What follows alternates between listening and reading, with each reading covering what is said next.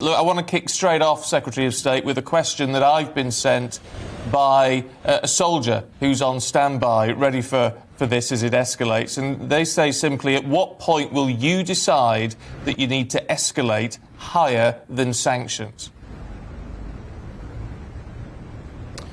Well, first of all, we have put many of those soldiers on standby under effectively indirect command of the Supreme Allied Commander Europe, that is the Senior General at NATO.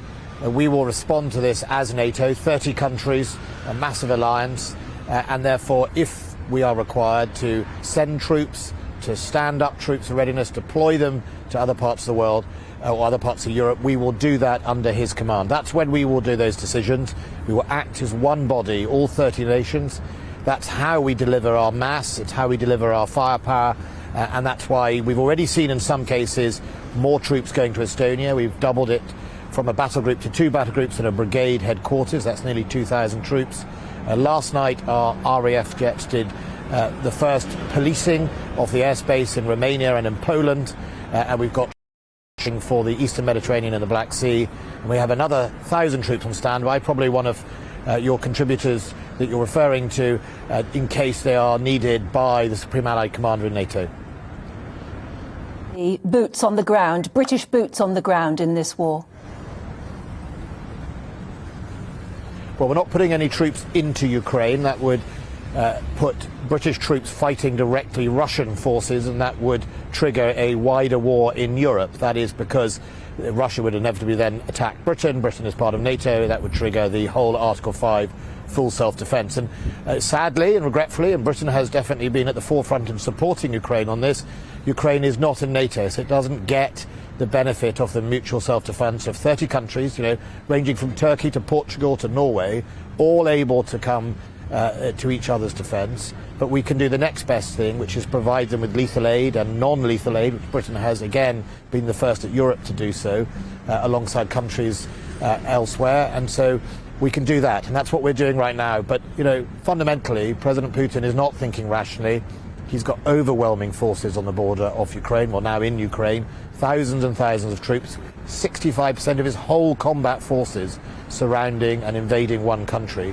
That is a real challenge. We'll do everything we can to help them, but Putin seems set on a course of action that will forever isolate him and lead to huge suffering. President Zelensky, we know, has spoken to the Prime Minister today and asked the Prime Minister for counter-action, which, as you said, is not going to happen at this stage. But we have supplied a lot of weapons, NLAWs and javelins, particularly to those Ukrainian troops. Colonel Richard Kemp earlier on told us that we should keep supplying those weapons if the Ukrainian troops need them. Will we do that? Well, look, we have said we'll continue to supply defensive aid, both lethal and non-lethal, if we can. Now, it's a difficult situation. Obviously, the Russians have closed down the airspace. It's not as easy as it did before they invaded. And, of course, I can't speculate on too much detail because it would now put people at risk who were doing that task. But fundamentally, we want to keep supporting them as much as we can. And, some of these systems are making a difference. The javelins were provided by the United States and some of the Baltic states. The NLAWs were provided by us. Stinger anti-air missiles have been provided by Baltic states into Ukraine, and they are making a difference. But will they make a difference against a force that's huge in size? Well, we will help the resolve and the hope for the Ukrainian people. But, we have to deter Putin from going all the way. At the moment, he keeps going. But there is some ray of light and hope for the Ukrainians. Russia failed to get its objectives in the first 24 hours. It had planned a number of cities. It had failed to do that. It lost over 450 personnel of the army. It lost fighter jets and aircraft and helicopters and armoured vehicles. And the world has seen Putin for what he is.